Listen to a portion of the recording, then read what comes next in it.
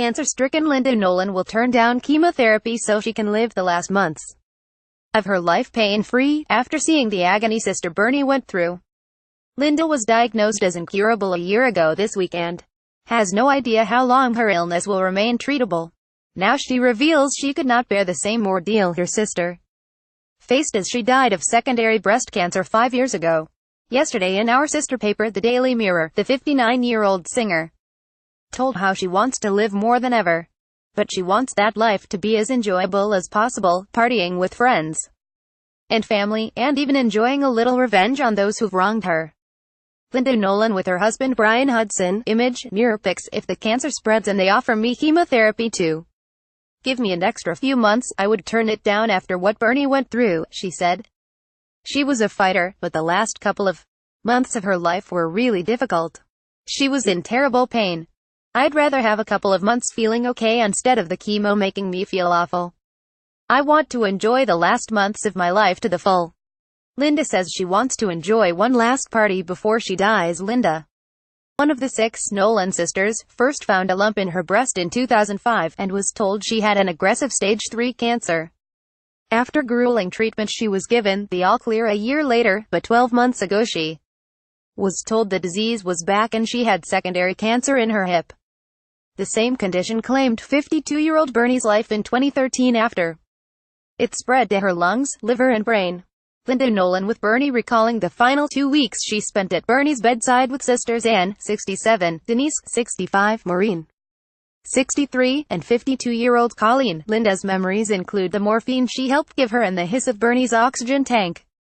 They have helped Linda decide on a "do not resuscitate" order, so doctors will not revive her if her heart stops. That is a terrifying thought, she said. I am scared of dying, but I am drawing my strength from Bernie every day. We are all going to die, but to hear your life is shortened is unbearable. We thought Bernie would be here until she was 90, still dancing around like the party animal she was, but then you realize that can be snatched from you so quickly. Linda Nolan with husband Brian. 5 weeks before he died in 2007, her sister's enduring spirit has given Linda the courage to face up squarely to her diagnosis and her next hospital scan in March. Most people don't have the opportunity to know they've only got a limited time left, so I'm determined to make the most of it, she said. As hard as it would be, I would definitely have a party.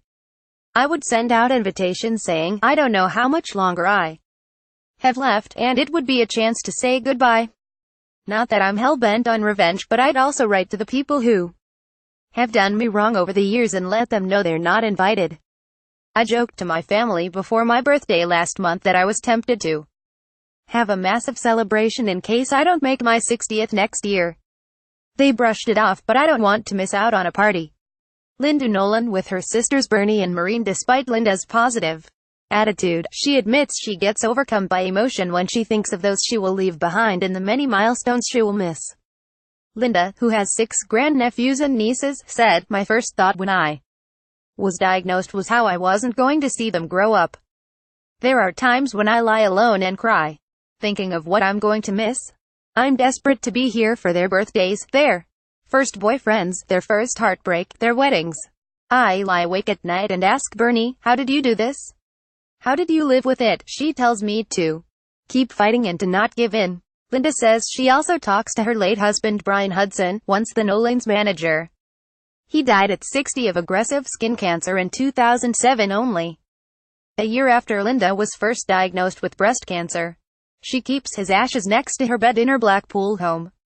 I can feel his presence, she said. And it's like he's there, physically putting his arms around me saying, you're going to be okay, Ellen. I know I'll see him again, as well as Bernie, my mum Maureen and dad Tommy.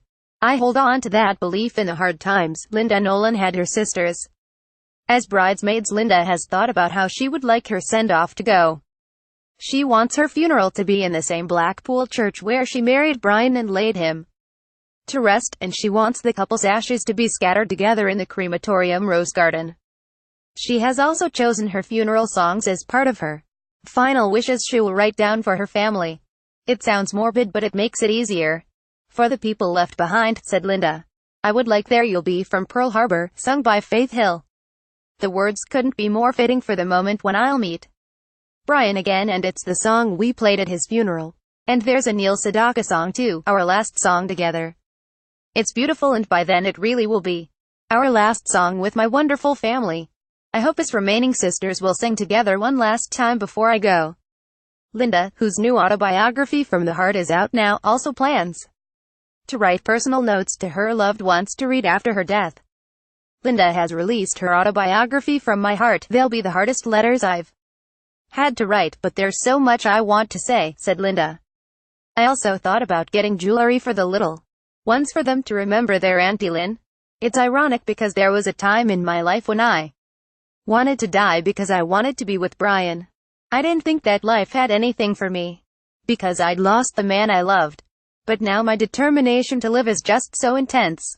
I'm not particularly religious, but if I pray now, it is to plead with God for just a little more time.